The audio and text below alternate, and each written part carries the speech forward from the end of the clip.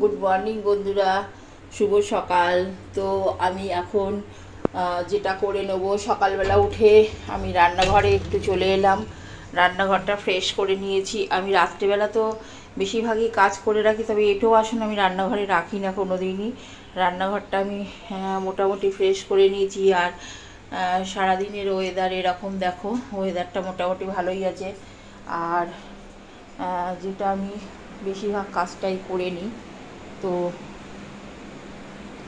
আমি গোপু সোনা তো ঘুমিয়ে আছে, আমি তুলে নেব। আজকে তোমার বৃহস্পতিবার, বেলায় পুজো করতে হবে। তো আমি যে কাজগুলো করে রেখেছি,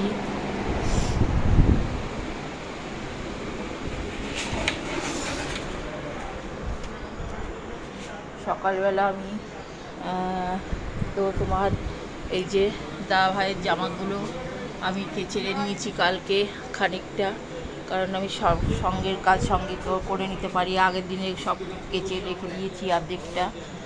আর এই যে এটাই আমার বলার ছিল।